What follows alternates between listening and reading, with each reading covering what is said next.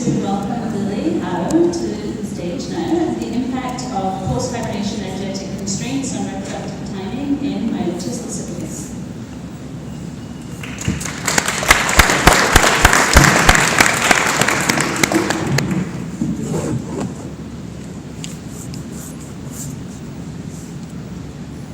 So, many organisms have different energetic requirements. They're based on their seasonal life stages, and must maintain energy balance in spite of seasonal fluctuations in the environment that could limit energy intake or increase energy expenditure. In temperate regions, animals face a spring energetic bottleneck that is caused by low temperatures and limited food availability. How timber bats meet these seasonal energetic demands, such as through hibernation or lactation, is generally well understood. But relatively low is known that the early spring period immediately following hibernation.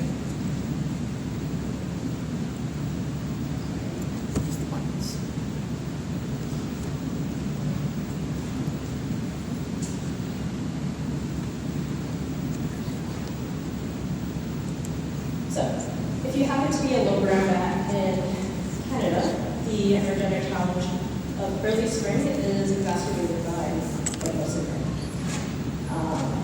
White nose syndrome first appeared in little brown bat populations.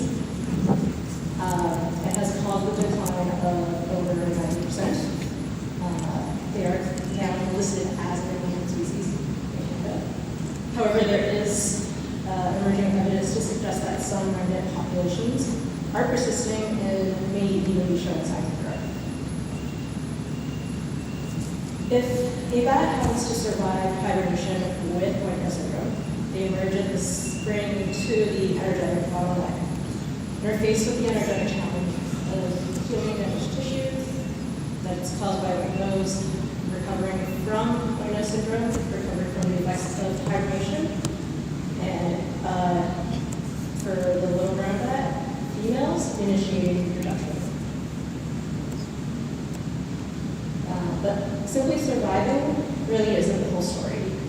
There are some lethal effects of energetic constraints to consider that can have cascading effects.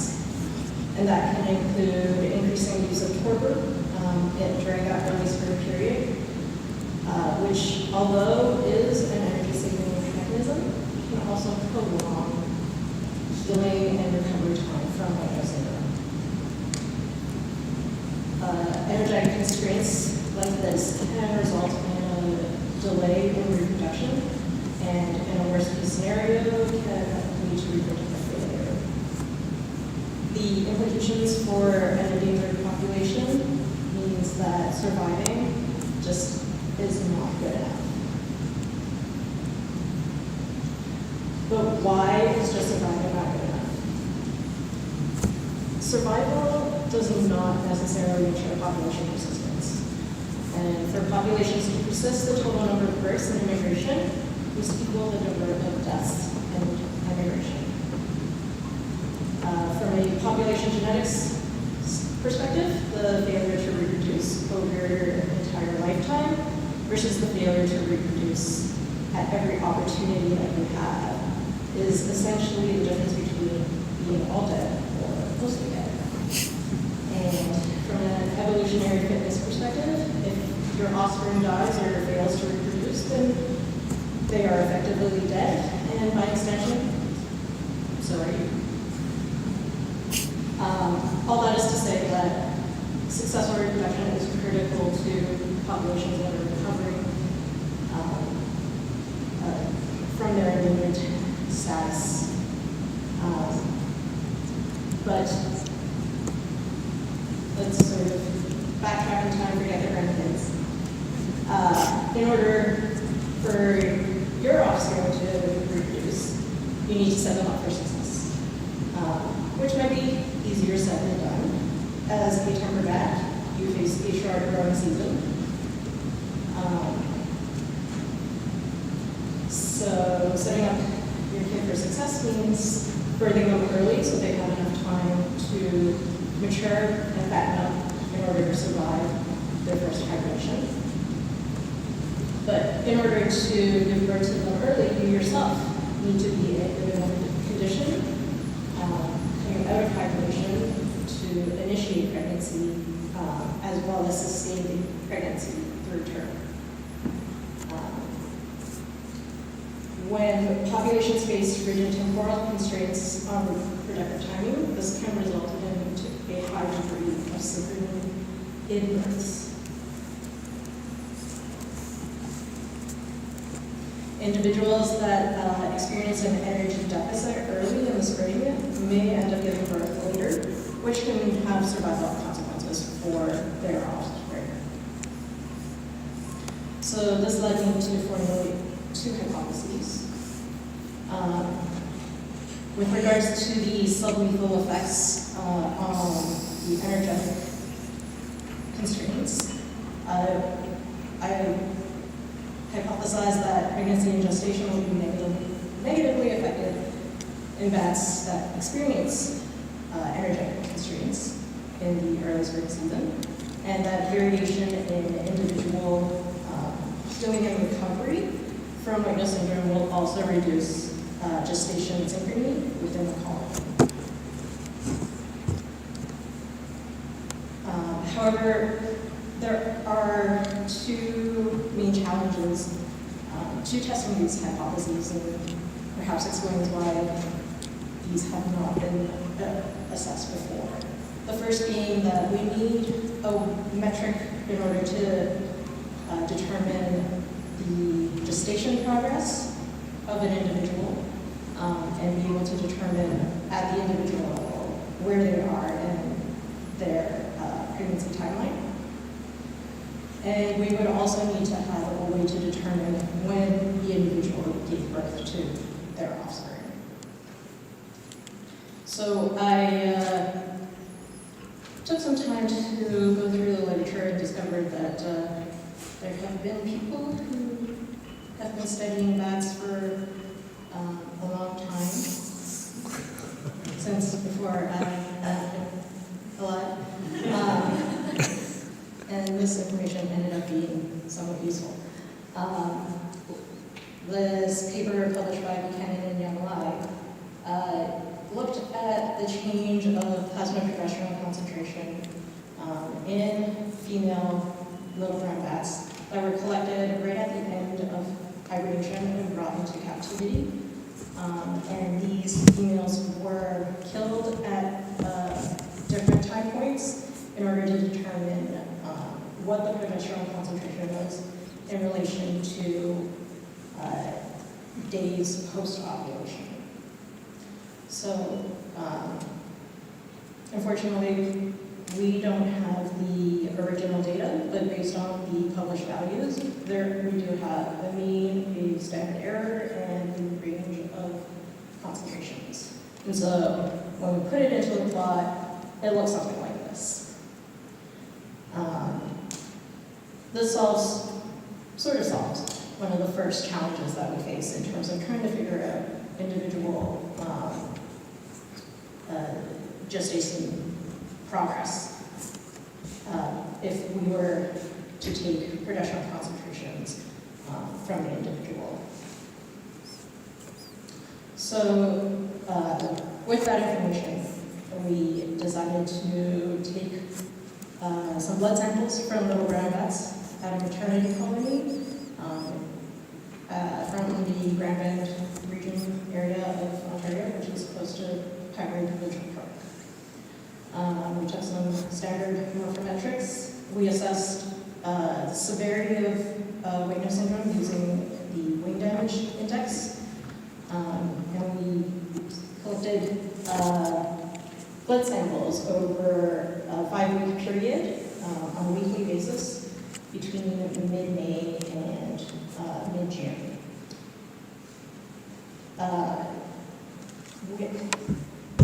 We first validated the ability to use a commercially available progesterone ELISA using blood from big brown rats that was more easily obtained than from an endangered species. and found that this was a viable way of assessing progesterone concentration in bats.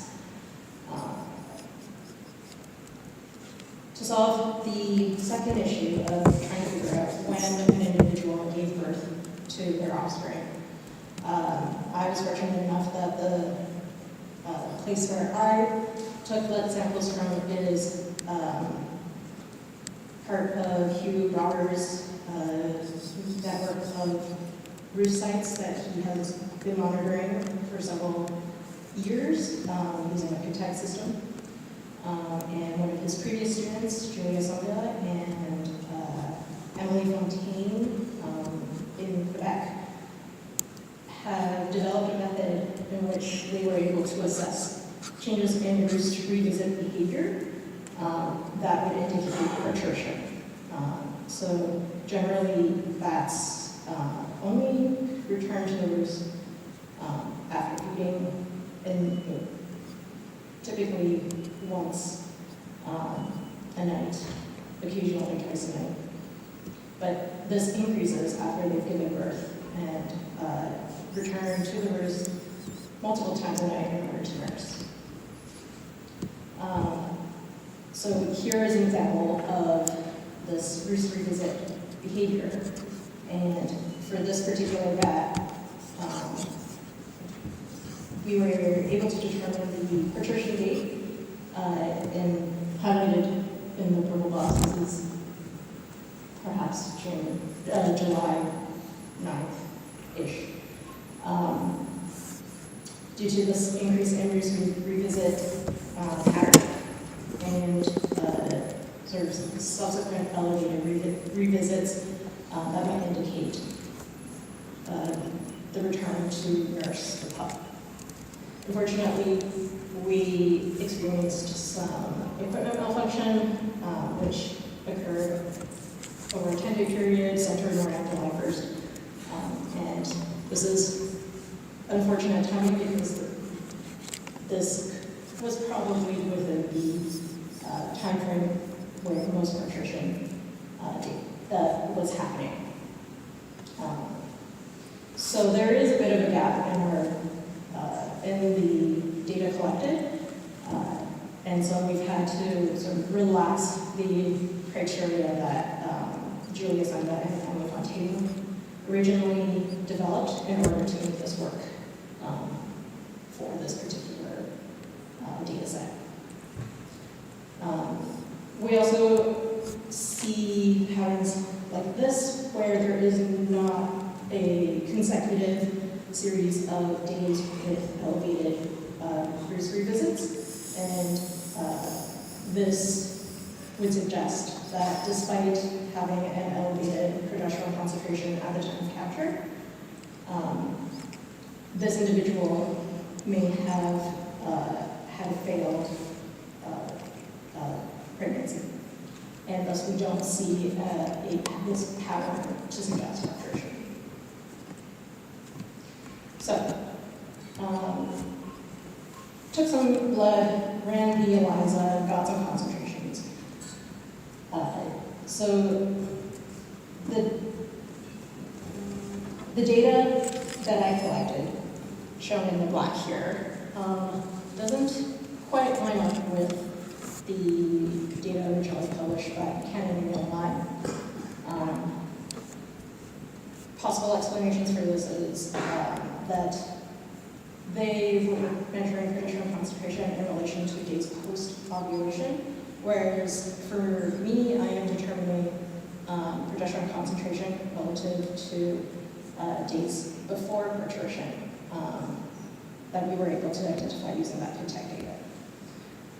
Moreover, the Buchanan results were from the captive bats that were housed in rather cushy conditions with ad libitum food and water, whereas the data I collected represent a wild population. And so probably explains why my data does not align with that of Buchanan and Millard quite as nicely as originally hoped. Nonetheless, we did learn some stuff about the maternity colony.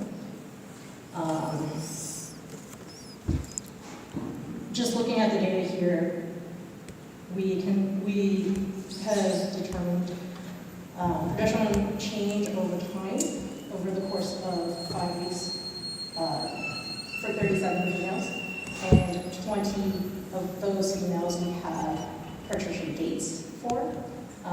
The dots with the error bars on them are the individuals where we made the assumption that they had likely given birth and during that 10-day period where our equipment malfunctioned. And this pattern of progesterone concentration change suggests that this might still be a viable method to be able to assess gestation progress within the maternity colony.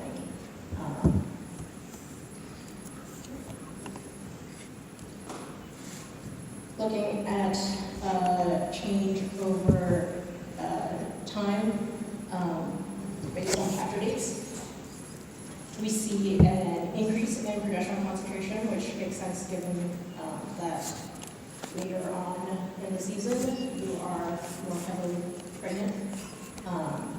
And this holds true even having accounted for variance that's proportional to date.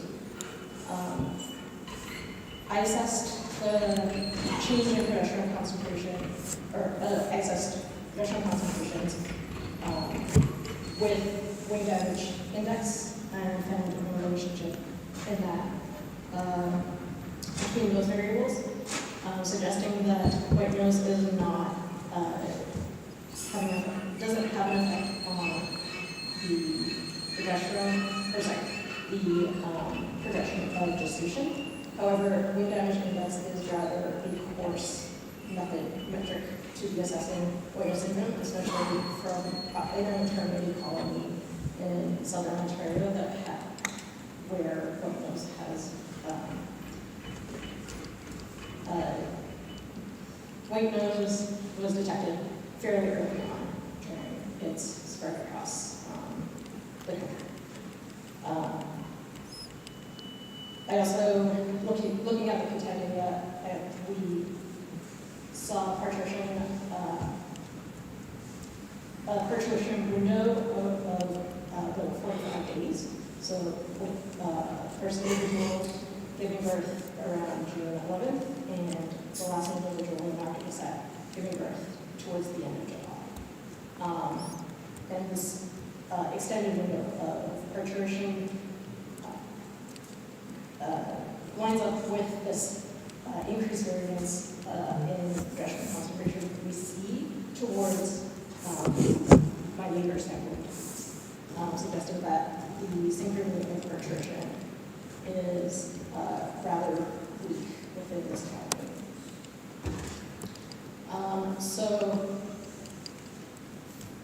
Some of the successes out of this work is that we determined that a commercially available progesterone kit is a viable tool to assess concentration in the back of in the blood of rats, and that there is a detectable variation in progesterone concentration in a colony. We are hoping to be able to further refine this method for time scaling progesterone concentration at the individual level by incorporating the concentrations of other hormones that play a role in gestation and as pregnancy progresses. And this is encouraging and sort of exciting in that this method can be more broadly applicable to other scenarios in which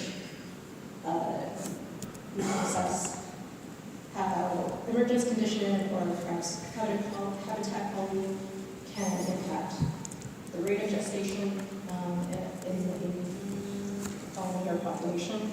We can look at regional variation and temporal variation, and also look at variations due to acute extreme weather events, or in sort of a more long-term scenario under the effects of climate change.